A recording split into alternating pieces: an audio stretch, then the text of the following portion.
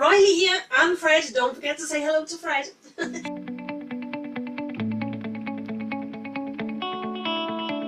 Today I'm going to talk about different types of readers because, let's be honest, we're an eclectic bunch, us bookworms.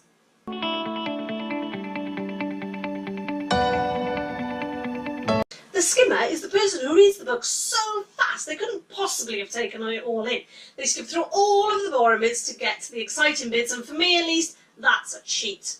Now, I hold my hands up, I am sometimes a skimmer. It might be because I'm not enjoying the book very much, but it's more likely that it's the night before book club and I've only read 10% of this month's book, and I'm going to need something to talk about tomorrow.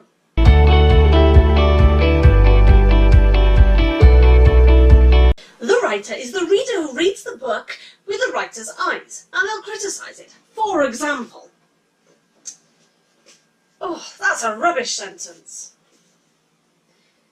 I don't think that word means what you think it means. Have you even heard of commas?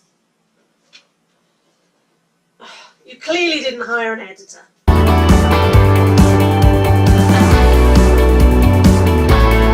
The multi-reader is the one who reads more than one book at a time. It's something I've never been able to do because they quite impressively read them and they don't even get the storylines mixed up. When I read more than one book at the same time, I have characters jumping from book to book and I wonder what's happened to this character and where this character's gone. It's terrible. The multi-reader.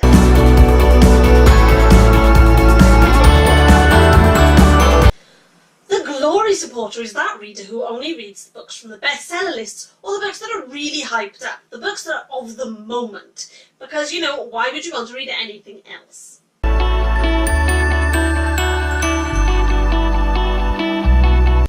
Of course, on the opposite side of that is the individual, the one who won't read anything that's hyped up. They purposely avoid the bestseller lists because why would they want to read something that everybody loves? They want to be individual, they want to be different.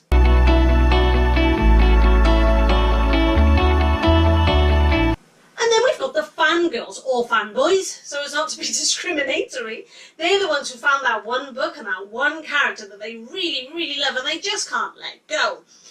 They download the wallpapers for their phones and their computers, and they read all the fan fiction and all the information and all the reviews, and that's all they talk about. They become obsessed. The fangirl or the fanboy.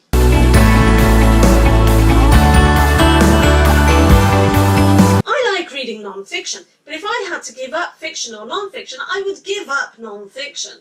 A non-fiction nerd, however, would always give up the fiction. My father is a self-professed non-fiction nerd, and fantasy really gets his goat, because he wants something real. And with fantasy creatures, ugh, nonsense, he says. The non-fiction nerds say that they want something real, and fiction is not real. Well, I tell you what, non-fiction nerds, that's the point. That's why we like fiction, or for me at least. You know, it's escapism. I want to delve into a new world. If I wanted it to be real, I'd just stay in my own boring life.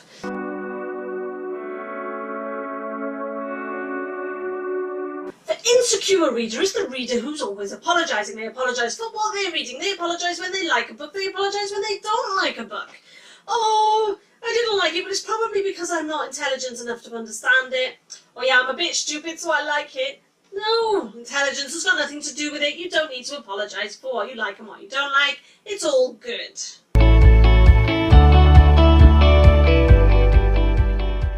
The audiobook lover is a productive person. Now, rather than sitting down with a cuppa and a chocolate bar, they would rather be listening to an audiobook and doing their chores, folding the laundry, doing the hoovering, washing the dishes. Now, I don't mind an audiobook. I quite enjoy it when I'm peeling the spuds and whatnot. But let's be honest, you can't beat a good old city down with a cuppa, a chocolate bar and a good book.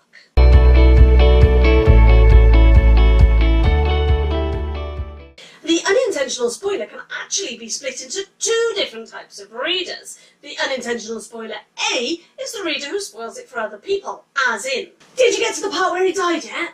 What? What? He dies? What? Oh, I am so sorry. I didn't mean...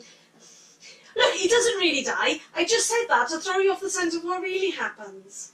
How can I ever trust you again? Ever? Really? Yeah. Thanks, unintentional spoilers. I Unintentional spoiler B is the person who spoils it for themselves. They get so excited about the book and what's happening in the book that they go and read reviews online, or they skip to the last page and then they ruin the story for themselves. Very silly unintentional spoilers.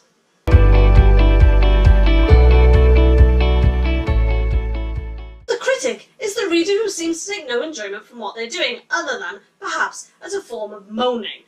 They claim that they love reading and they claim that they love books, and yet they seem to like nothing about them.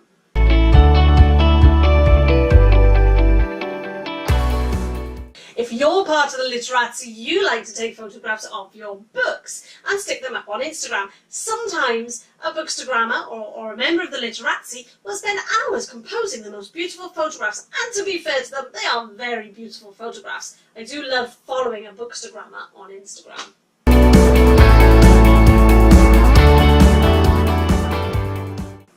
The walker is the person who couldn't bear to put their book down and so are walking along the streets reading. Of course, this means they're not paying attention to where they're going, and sometimes they'll walk into a lamppost, or worse, they'll walk into a little old lady, knock her over and she dies. It's all terrible.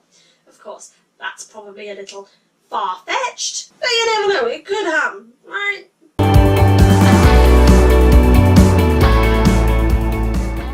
The emotional one is exactly what it says on the tin. It's the one who gets emotional over their books. They cry over their books, especially when in public.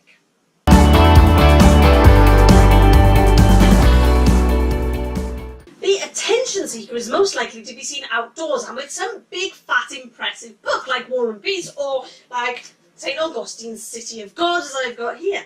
They're most likely to be sat with their big book like this, so you can see the title. Look, I'm a bookworm. Look, I'm reading City of God. Aren't I amazing? Everybody look at me. There's no need to tell everybody. We don't care. Just enjoy your book.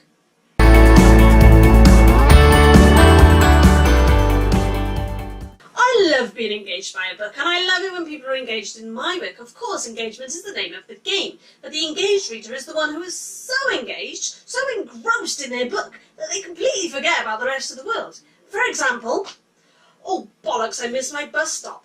Or, oh my goodness, I've been reading all night and now I've only got 37 seconds of sleep before I've got to get up to go to work. Or, you know, the house is on fire, but I can't stop reading until I get to the end of this chapter. But then I'll deal with it after.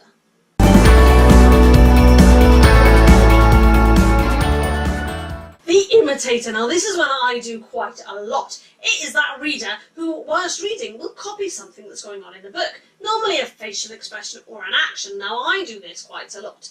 Imagine now that this book said that the character raised his eyebrows and opened his mouth at the same time. So I would do this.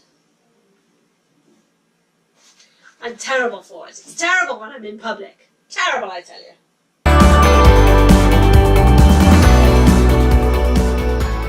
We all know one of these people, and most of us have probably been one in the past, and that is the book was better preacher.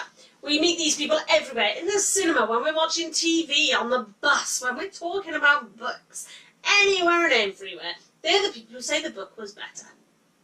Maybe it was. Chances are it probably was. But really, we are allowed to talk about other things, and we are allowed to praise other things sometimes. It's not all about the book. Mostly, but not all.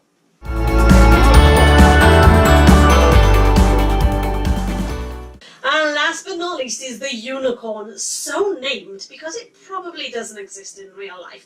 And that is the normal reader, the one who is normal. And let's be honest, none of us here at the Bookwormery are normal.